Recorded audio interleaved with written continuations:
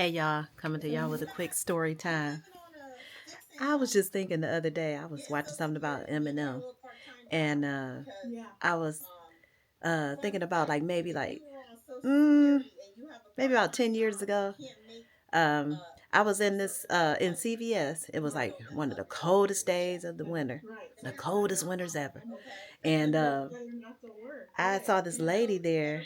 Uh, and she had to be like in her mid 30s, mid to late 30s, and she wasn't really dressed, well for the weather, appropriately, and and she was just looking lost, and I'm thinking, damn, it's cold outside, and she was standing by the door like, like she needed something, like, and, me being the empath, I'm like, oh my god, and my boyfriend at the time, he was an empath too, so we were both like, oh my god, can we help you with anything, like, and she's like, I need a ride, I don't have anywhere to stay, and I'm like, oh my god, like, so we let her in the car with us. She seemed harmless, and so I called around to like the warming shelters, the and all of them were full because it was so damn cold out there. It was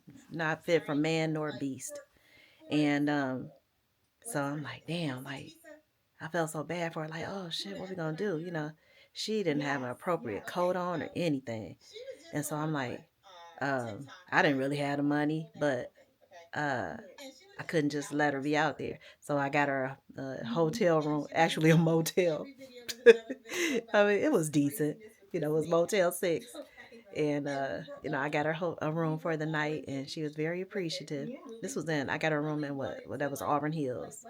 And so I, gave her my number, and I called her the next day, before checkout time, to see what she was going to do.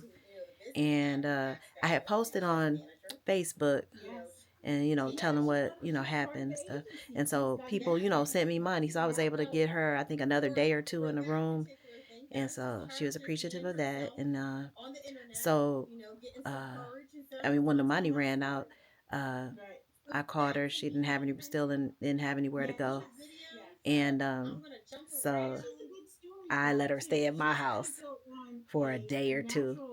And I felt so bad. I had made her a pallet on the floor in the living room, and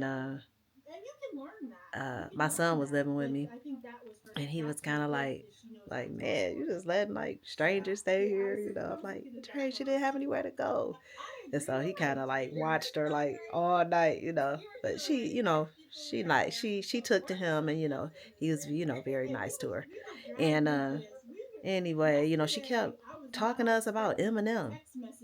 And I'm like, oh, okay, yeah, she really liked him, Eminem. And so, and she even had his CD with her at the time. That's how long ago it was. It might have been over 10 years ago. Now that I'm thinking that she had a CD, but and she didn't have um, much belongings with her. So I'm like, damn, like, and she was telling me a story like her car broke down in Detroit or something, and I think she told me she was from like Florida or something like that. But it started not making any sense. And then my boyfriend was like, uh, he was like, we gotta find her something. So we just kept looking. He's like, cause she can't stay here any longer, And she was like, I don't know. She wanted to stay with us, but uh we ended up finding her a shelter to go to, a real nice one in at this church in like Royal Oak.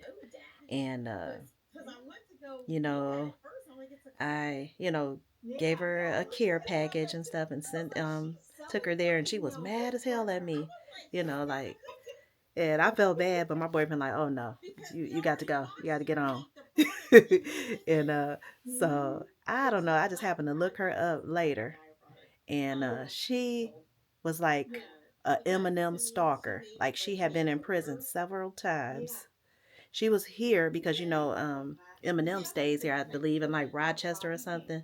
So that's why she was like in this area. And she had, I guess, drove here until she couldn't drive anymore until her car broke down. And so I'm like, oh my God, I was entertaining this stalker. So I don't know what became of her, but yeah, sorry. Me and my nice butt.